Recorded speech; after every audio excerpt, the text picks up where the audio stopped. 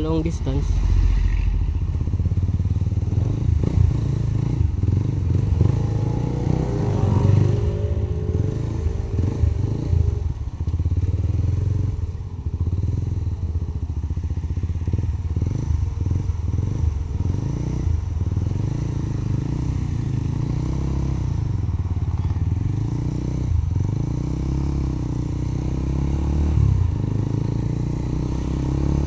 Saan na tayo bibili sa mga Eubenko?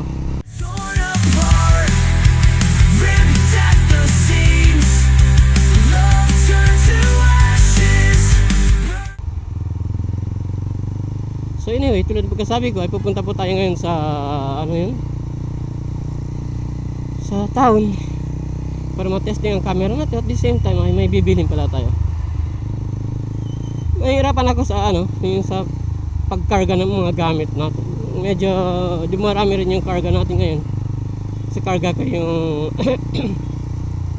karga ko itong Insta360 natin kasi hindi ko pa nalagay sa ating motor dito.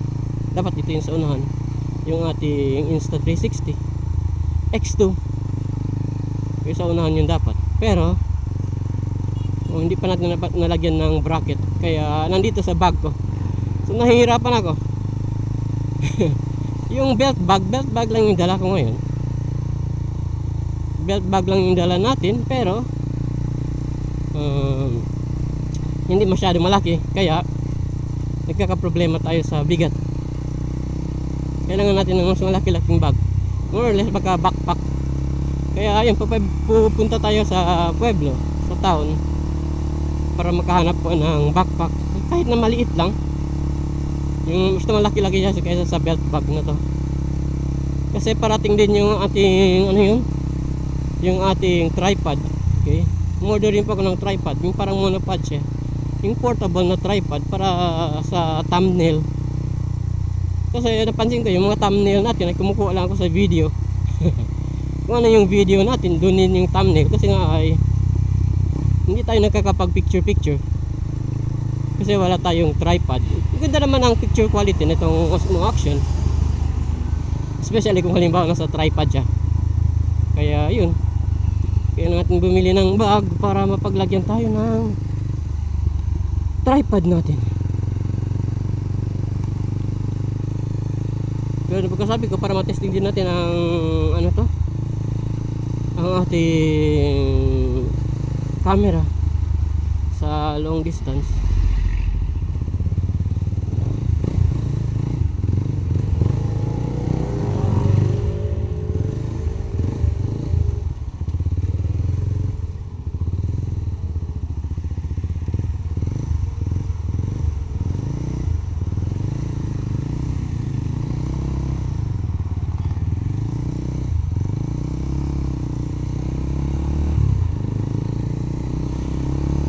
Na tayo bibili sa mga Eubenko.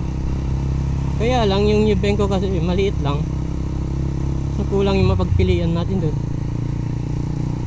Kaya punta tayo ng pueblo, parang sa kanis makapili-pili tayo ng marami-rami ng konti.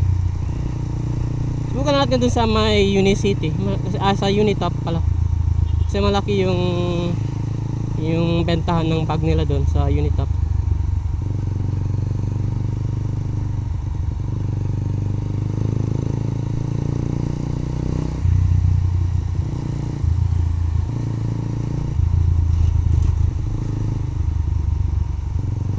Unitop, Unicity, Unisale.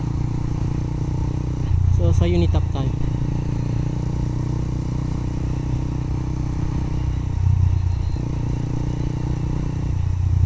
Pwede, hindi ko pa nalinis yung ating isang glove, yung nabaha, yung white natin. Nakalimutan ko, hindi ko na. Buti ito na save ko. Itong green, nabaha din to. Nabaha siya, as in pinasok ko ng tubig yung bahay. Kasi yung subdivision naman ay okay naman yung drainage niya. Okay naman yung drainage, kaya lang kung halimbawa yung dun sa may taas-taas namin nagpapatapon ng tubig, ibig sabihin sobra na yung dami ng tubig nila sa dam, ay nagre-release sila ng tubig papunta sa baba, kaya napupunta dun sa may subdivision. Kaya yung mga tubig nila ay pumapasok doon sa amin sa bahay, mga bahay-bahay doon sa subdivision.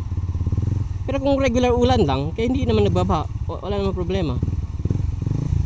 Walang problema dun sa subdivision. Except yung sa ano lang talaga, yun lang talaga, yung anong tawag dun? Yung dam. Meron kasi maliit na dam dun sa taas, sa may subdivision natin. Merong maliit na dam dun. Kung nire-release nila yung tubig sa dam ay yun, nagkakaproblema. Pumapasok yung mga tubig dun sa subdivision. Kaya binaha. Ito na baha to. Buti na agapan ko pa, na labhan ko. Kaya hindi pumasok yung mga lupa-lupa sa loob ng color niya. Buti hindi naman nasira yung color kasi maganda yung color nito. Unique kasi color nito, kuwan siya, parang fluorescent green yung color nito. Kaya yun din ang dahil kung bakit gusto natin. So meron pa tayong puti doon, yung glove natin na puti. Yung gamit ko dati, yung unang glove na gamit ko. Maganda siya. As in,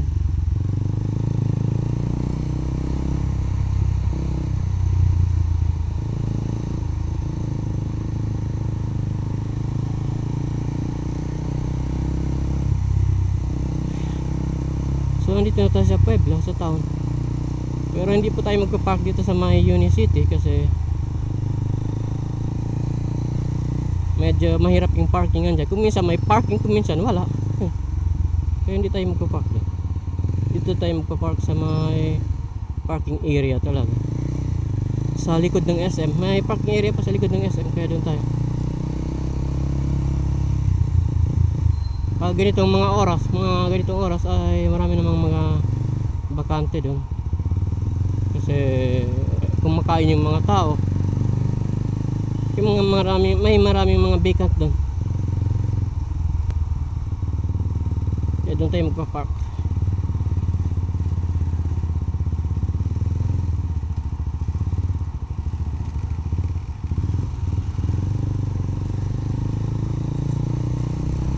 Sagabal talaga pag wala kasing bag, yung pag walang backpack.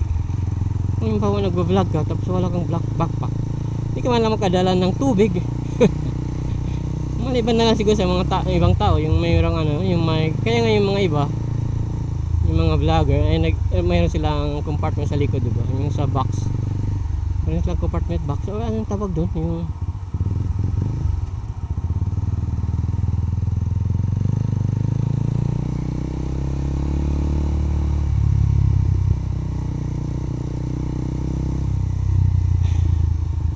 so malapit na tayo. Dito na po tayo sa loob ng town. Kaya lang, maghanap muna tayo ng parkingan, okay? Malapit natin sa parkingan. Hindi lampas lang sa icon. Yung sa likod lang ng gateway, mayroon dyan. May bayad lang, pero at least may gwardiya naman nagbabantay.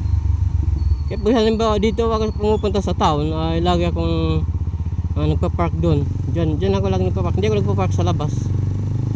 Dito ako nagpa-park sa mga looban. Okay? Kasi meron silang gwardiya. May gwardiya na nagbabantay dyan. Okay? Tapos may receipt. Kaya hindi basta-basta na kakalabas yung mga motor pag walang receipt.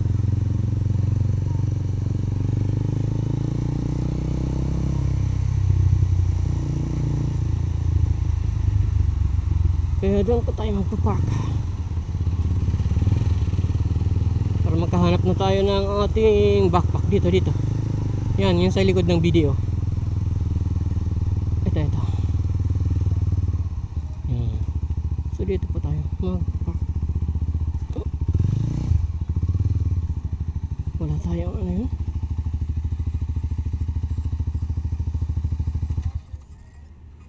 Wala pa, ma'am.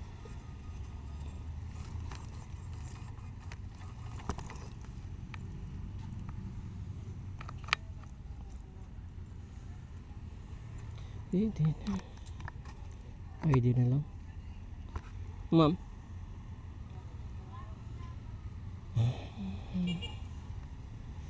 Hindi ko pa kasi di parating yung temporary plate natin. Inaantay pa natin ang ating temporary plate, kaya ID na lang muna. Thank you. Thank you.